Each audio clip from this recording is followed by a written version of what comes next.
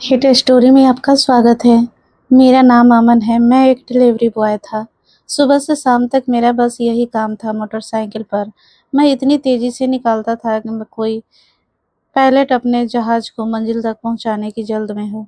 जहां दूसरे delivery boy दिन भर में 5 ऑर्डर पूरे कर पाते थे, वहीं मैं 10 से 12 ऑर्डर आराम से पूरे कर देता था। हमारी जिंदगी की सबसे बड़ी परेशानी बेरोजगारी और गरीबी होती है, लेकिन भगवान ने मुझे शक्ल सूरत अच्छी दी थी। कई लोग मजाक में कहते थे कि अगर मैं डिलीवरी बॉय की यूनिफॉर्म ना पहनूं तो कोई भी मुझे इस काम का नहीं समझेगा। उस दिन भी मैं उसी घर के सामने खड़ा था जहां पिछले 2 महीनों से हर दूसरे दिन मेरा आना जाना लगा हुआ था। वहां रहने वाली लड़की का नाम नेहा था। जैसे ही मेरी बाइक गेट के सामने रुकती, वह पहले से दरवाजा खोलकर खड़ी मिलती। उसके चेहरे पर हमेशा एक प्यारी सी मुस्कान रहती। मैं सामान उसे देता, वह मुस्कुराकर पैसे देती और धन्यवाद कहती। धीरे धीरे हमारी 2-4 बातें भी होने लगी। एक दिन उसने मेरा नंबर ले लिया। उसने कहा, हर बार नया डिलीवरी बॉय आता है, मेरे घर का रास्ता समझ नहीं पाता, कभी दाएं मुड़ जाता है कभी बाएं। तुम यहीं आसपास रहते हो इसलिए मैं तुम्हें ही बुला लिया करूंगी। फिर मुस्कुराकर बोली, तुम्हारी मेहनत के 50 रुपये अलग से दूंगी। मैंने झेपते हुए हामी भर दी, क्योंकि उसका घर मेरे इलाके में ही था और मुझे भी सुविधा हो जाती थी। समय बीतने लगा। कभी पिज़्ज़ा, कभी बर्गर, कभी किराने का सामान मैं ही पहुँचाने लगा। अब वह मुझसे खुलकर बातें भी कर लेती थी। उसकी बातों में अपनापन था और मेरे मन में भी उसके लिए एक अलग-सी जगह बनने लगी थी। हालाँकि मैं हमेशा खुद को समझाता कि वह अच्छे घर की लड़की है और मैं एक साधारण डिलीवरी बॉय। हमारे बीच कोई तुलना नहीं हो सकती, लेकिन दिल धड़कने का कहाँ मानता।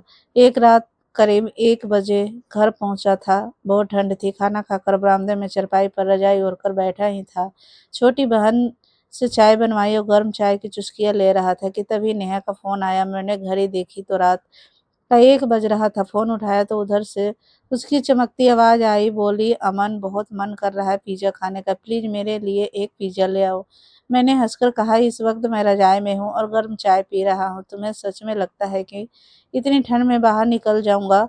वह बोली, मुझे बहुत भूख लगी है। घर में दाल बनी थी जो मुझे बिल्कुल पसंद नहीं है। सुबह के बाद से कुछ ढंग का खाया नहीं। प्लीज़ मना मत करना। मैंने मजाक में कहा, 1 लाख रुपए दोगी तब भी आऊँगा। वह खिलखिलाकर हंस पड़ी। बोली, अच्छा 200 ले लेना। फिर बोली, 300, फिर 500।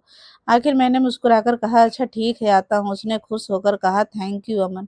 मैंने जैकेट पहनी, बाइक उठाई और निकल पड़ा। रास्ते भर सोचता रहा कि आखिर वह हर बार मेरे आने से पहले तैयार होकर क्यों खड़ी रहती है। क्या वह सिर्फ इंसान, या फिर मुझे लेकर उसके मन में कुछ अलग है। लेकिन अगले ही पल खुद को समझा देता कि शायद मैं बेवजह ज़्यादा सोच रहा हूँ। मेरा घर बहुत साधारण था। पिताजी की छोटी-सी मिठाई की दुकान थी, माँ घर सँभालती थी, 3 बहनें थीं और घर में सिर्फ़ 2 कमरे, एक में माँ-पापा रहते थे और दूसरे में मेरी बहनें। मेरे हिस्से में बरामदा आया था, जहाँ मेरी चारपाई लगी रहती थी।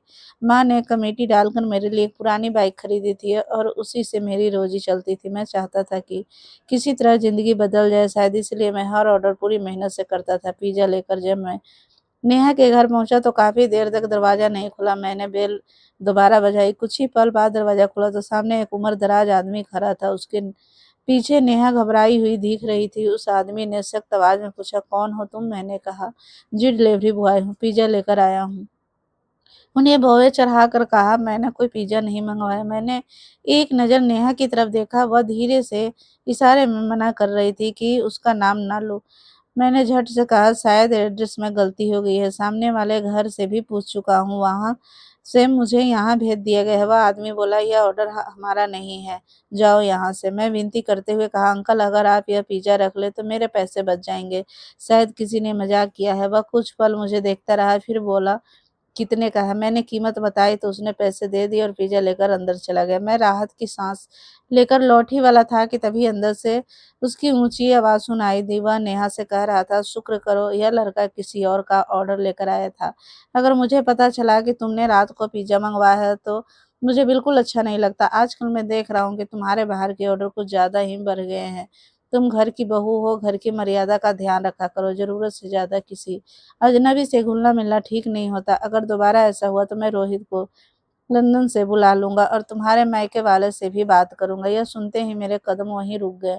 मुझे पहली बार पता चला कि नेहा शादीशुदा है। मेरे मन में जैसे किसी ने भारी पत्थर रख दिया हो। मैं चुपचाप वहाँ से लौट आया। अगले दिन उसका फ़ोन आया। उसने कहा, "कल रात मेरी बात छिपाने के लिए शुक्रिया।" मैंने सीधा पूछा, "क्या तुम शादीशुदा हो?" उसने धीमी आवाज़ में कहा, "हाँ।" लेकिन मेरी ज़िंदगी उतनी आसान नहीं जितनी बाहर से दिखती है। मेरे पति लंदन में नौकरी करते हैं, महीनों घर नहीं आते। यहाँ मैं अपने सास-ससुर के साथ रहती हूँ। घर का हर फैसला वही करते हैं। मेरे पास अपने खर्च के लिए भी पैसे नहीं होते। मैं बच्चों को ट्यूशन पढ़ाकर थोड़ा बहुत जमा कर लेती हूँ ताकि अपनी छोटी-छोटी ज़रूरतें पूरी कर सकूँ। उसकी आवाज़ में उदासी साफ महसूस हो रही थी। मैंने कहा, "जब भी तुम्हारी किसी चीज़ की ज़रूरत हो, मुझे बता देना, लेकिन ध्यान रखना कि मैं तभी आऊँगा जब घर में सब ठीक हो।" उसने कुछ पल चुप रहकर कहा, "पता नहीं मैंने तुमसे यह सब क्यों कह दिया, शायद इसलिए क्योंकि तुमने कभी मेरा मज़ाक नहीं उड़ाया।"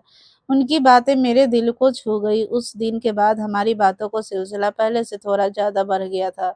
जब भी नेहा घर में अकेली होती या किसी बात से लेकर परेशान होती तो मुझे कॉल कर लेती। मैं भी उसकी बातें सुनकर उसे हिम्मत देता। धीरे-धीरे मुझे लगने लगा कि मैं उसकी चिंता ज़रूरत से ज़्यादा करने लगा हूँ। एक रात करीब 12 बजे उसका घबराया हुआ फ़ोन आया। उसने कहा, "अमन, घर पे कोई नहीं है। मम्मी जी और पापा जी गाँव गए हैं। मुझे अकेले बहुत डर लग रहा है। अगर हो सके तो थोड़ी देर के लिए आ जाओ।"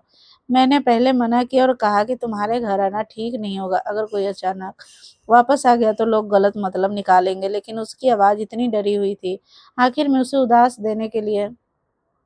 दिलासा देने के लिए वहाँ पहुँच गया। वह पहले से ही दरवाजे पर खड़ी मेरा इंतज़ार कर रही थी। मुझे देखते ही उसके चेहरे पर थोड़ी राहत दिखाई दी। उसने मुझे अंदर आने को कहा। मैं झिझक रहा था, लेकिन सिर्फ़ उसका डर कम करने के इरादे से अंदर चला गया। उसने मुझे ड्राइंग रूम में बैठाया और पानी लेकर आई।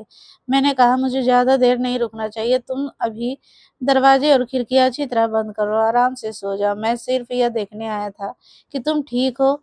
तभी बाहर तेज बारिश शुरू हो गई। कुछ ही मिनटों में मौसम इतना खराब हो गया कि बाहर निकलना मुश्किल होने लगा। बिजली की तेज गड़गड़ाहट ने नेहा फिर घबरा गई। उसने कहा, "प्लीज थोड़ी देर रुक जाओ, बारिश रुक जाएगी तब चले जाना।"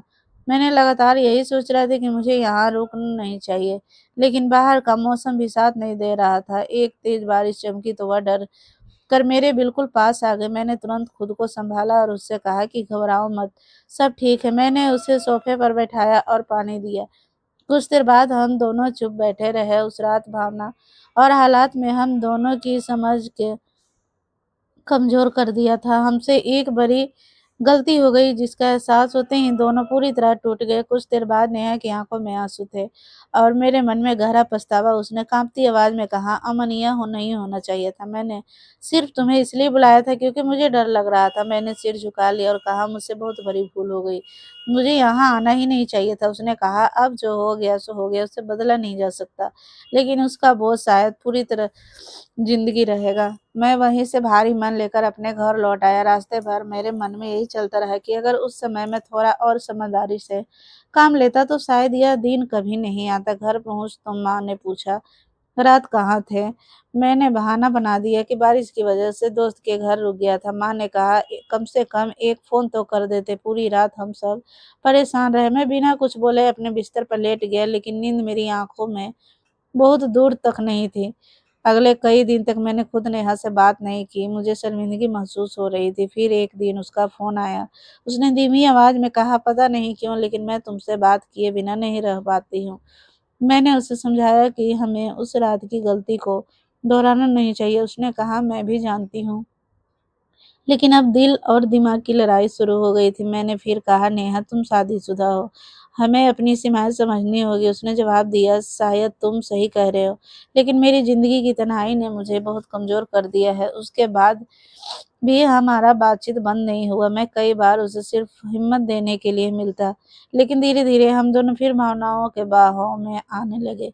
हर मुकाबला हर मुलाकात के बाद मेरे अपने अपराध बढ़ता हुआ जा रहा था। मुझे महसूस होने लगा था कि रास्ता आखिरकार हम दोनों को मुश्किल में डाल देगा। मैं कई बार उसको दूरी बनाने की कोशिश करता, लेकिन फिर उसका एक फ़ोन मुझे वापस उसी जगह खड़ा कर देता। कुछ दिनों तक सब सामान्य दिखाई देता, लेकिन मेरे भीतर बेचैनी लगातार बढ़ती जा रही थी। मैं चाहता था कि नेहा से दूरी बना लूँ, लेकिन हर बार उसका ख़्याल मुझे फिर उसी रास्ते पर खड़ा कर देता है। एक दिन अचानक उसका फ़ोन आना बंद हो गया। मैं कई बार कॉल किए लेकिन उसका कोई जवाब नहीं। मैंने संदेश भी भेजा मगर हर बार सन्नाटा ही मिला। मेरे मन में तरह-तरह के सवाल उठने लगे, कहीं घरवाले को हमारे बारे में शक तो नहीं हो गया? कहीं वो बड़ी परेशानी में तो नहीं है? कई रातों मैंने बिना ठीक से सोए गुज़ार दिया। आखिरकार एक दिन मुझसे नहीं कहा। मैंने सोचा कम से कम एक बार जाकर उसकी खैरियत पूछ लूँ। मैंने बहाना बनाया, एक पिज़्ज़ा लेकर उसके घर पहुँच गया। दरवाज़ा नेहा ने ही खोला। मुझे सामने देखकर वह घबरा गई। धीमी आवाज़ में बोली, अमन तुम यहाँ क्यों आए हो? मैंने कहा कई दिनों से तुम्हारी कोई खबर नहीं मिली इसलिए चिंता हो रही थी। उसने इधर-उधर देखा और बोली, अभी यहाँ रुकना ठीक नहीं है, घर में सब लोग मौजूद हैं, तुम वापस चले जाओ। लेकिन उस समय मेरा दिल मेरी बात सुनने को तैयार नहीं था। मैं उससे सिर्फ़ 2 मिनट बात करना चाहता था। उसने मजबूरी में मुझे अंदर आने दिया और जल्दी से अपने कमरे की तरफ ले गई ताकि उसकी नज़र ना पड़े किसी पे। कमरे में पहुँचते ही उसने कहा, तुम्हें यहाँ नहीं आना चाहिए था। मैंने कहा, तुम्हें अचानक बात करना क्यों बंद कर दिया? उसने जवाब दिया, क्योंकि मुझे लगने लगा कि हम दोनों बहुत बड़ी गलती कर रहे हैं। अगर किसी को पता चल गया तो सब कुछ बर्बाद हो जाएगा। मैंने कहा, मैंने सिर्फ़ इतना जानना चाहता था कि तुम ठीक हो? उसने कहा, मैं ठीक हूँ, लेकिन अब हमें अपने फैसलों की कीमत समझनी होगी। हम दोनों की बातचीत अभी चल रही थी कि अचानक बाहर किसी की आने की आवाज़ सुनाई दी। नेहा का चेहरा एकदम सफ़ेद पड़ गया। उसने खिड़की से बाहर देखा और घबराकर बोली, लगता है रोहित आ गए हैं। मेरे पैरों तले ज़मीन खिसक गई। उसने जल्दी से कहा, तुम पर्दे के पीछे छिप जाओ, मौका मिलते ही मैं तुम्हें बाहर निकाल दूँगी। मैं चुपचाप कमरे के कोने में खड़ा हो गया। कुछ ही पल बाद दरवाज़ा खुला और एक युवक मुस्कुराते हुए अंदर आया। उसने कहा, नेहा, मेरा सरप्राइज़ कैसा लगा? मैं आज बिना बताए आ गया। उसकी आवाज़ सुनकर मुझे समझ आ गया कि यही उसका पति रोहित है। नेहा ने खुद सामान्य दिखाने की कोशिश की और मुस्कुराकर उसका स्वागत किया। रोहित ने पूछा, मम्मी पापा कहाँ? उसने जवाब दिया कि वे कुछ काम से बाहर गए हैं। रोहित ने कहा, अच्छा है, आज हम आराम से बैठकर बातें करेंगे। मैं पर्दे के पीछे खड़ा होकर हर शब्द सुन रहा था। मेरे मन में पछतावा और बेचैनी दोनों बढ़ते जा रहे थे। कुछ देर बाद रोहित दूसरे कमरे में चला गया। मौका मिलते ही नेहा मेरे पास आई और बोली, अमन अब एक पल भी मत रुको, पिछला दरवाजा खुला है, वहीं से निकल जाओ। मैंने उससे कहा, अपना ध्यान रखना और किसी मुसीबत में मत पड़ना। उसने सिर्फ इतना कहा, अभी यहाँ से चले जाओ। मैं बिना कोई आवाज़ किए पीछे के रास्ते से बाहर निकल आया। उस दिन पहली बार मुझे महसूस हुआ कि मैं जिस रास्ते पर चल पड़ा हूँ, इसका अंत सिर्फ परेशानी ही है। इसके बाद नेहा ने मुझसे लगभग सारी बातचीत करना बंद कर दी। उसने शायद तय कर लिया था कि अब वह अपनी ज़िंदगी सँभालना चाहती है, लेकिन मैं खुद को समझ नहीं पा रहा था। मैं उसे लगातार संदेश भेजता जा रहा था, कभी जवाब नहीं आया। मेरे मन में बेचैनी बढ़ती गई और मैं काम पर भी ठीक से ध्यान नहीं दे पा रहा था। मेरे लिए अब पीछे लौटना आसान नहीं था। मैंने कई बार खुद को समझाया कि मुझे अपनी ज़िंदगी पर ध्यान देना चाहिए, लेकिन दिल हर बार नेहा की तरफ खींच जाता। एक दिन मैंने सोचा कि आखिरी बार उससे मिलकर सारी बातें साफ कर दूंगा और फिर हमेशा के लिए उससे दूर हो जाऊंगा। मैं उसके घर पहुंचा तो उसने दरवाजा खोला। मुझे देखते ही परेशान हो गई। उसने कहा, अमन तुम्हें यहाँ नहीं आना चाहिए था। मैंने कहा, बस 2 मिनट बात करनी है, फिर मैं कभी तुम्हारे सामने नहीं आऊंगा। उसने मुझे जल्दी से अंदर बुलाया ताकि बाहर खड़े होकर कोई हमें देख न ले। वह लगातार यही कह रही थी कि सब खत्म हो चुका है और हमें अपनी ज़िंदगी में लौट जाना चाहिए। मैं भी यही चाहता था, लेकिन मन की उलझन मुझे शांत नहीं हो रहने दे रही थी। तभी अचानक कमरे का दरवाज़ा खुल गया। सामने उसके ससुर खड़े थे। कुछ ही क्षणों में घर का माहौल बदल गया। उन्होंने मुझे देखकर ज़ोर से आवाज़ लगाई। शोर सुनकर घर के दूसरे लोग भी वहाँ आ गए। किसी को मेरी बात सुनने की फुर्सत नहीं थी। सबने यही मान लिया कि मैं गलत इरादे से घर में घुस आया हूँ। मैंने बहुत समझाने की कोशिश की, फिर सिर्फ बात करने आया था, लेकिन किसी ने मेरी बात पर भरोसा नहीं किया। थोड़ी ही देर में रोहित भी वहाँ पहुँच गया। उसने गुस्से से मुझे सवाल किया। मैंने सच बताने की कोशिश की, लेकिन हालात मेरे खिलाफ जा चुके थे। सबसे बड़ा झटका तब लगा, नेहा ने भी डर और बदलाव में मुझसे किसी भी तरह के रिश्ते से इनकार कर दिया। उसने कहा कि यह लड़का मुझे परेशान कर रहा था, कई दिनों से मेरे पीछे पड़ा हुआ था। उसकी बात सुनकर मेरे पैरों तले ज़मीन खिसक गई। मैं बार-बार कहता रहा कि सच्चाई कुछ और है, लेकिन उस समय मेरी आवाज़ सुनने वाला कोई नहीं था। मामला पुलिस तक पहुँच गया, जाँच हुई और परिस्थिति ऐसी बन गई कि मुझे भी अपनी गलतियों की कीमत चुकानी पड़ी। जेल की सलाखों के पीछे बैठकर मैंने पहली बार अपनी पूरी ज़िंदगी को पीछे मुड़कर देखा। मुझे एहसास हुआ कि अगर मैंने शुरुआत में ही यही फैसला लिया होता, तो शायद आज यह दिन कभी नहीं देखना पड़ता। मेरे बूढ़े माँ-बाप पुलिस थाने और अदालतों के चक्कर लगाते रहे। उन्होंने अपनी जमा पूँजी मेरे मामले में लगा दिया। जब भी उनसे मिलने का समय मिलता और मैं उन्हें देखता, तो खुद से नज़रें नहीं मिला पाता था। मुझे सबसे ज़्यादा दुःख इस बात का था कि मेरी यह गलती पसंद और गलत फैसलों की सज़ा पूरे परिवार को भुगतनी पड़ी। मैंने वहीं बैठकर यह भी समझा कि किसी एक इंसान की चालाकी या झूठ के आधार पर पूरे स्त्री या पुरुष समाज के बारे में फैसला करना सही नहीं होता।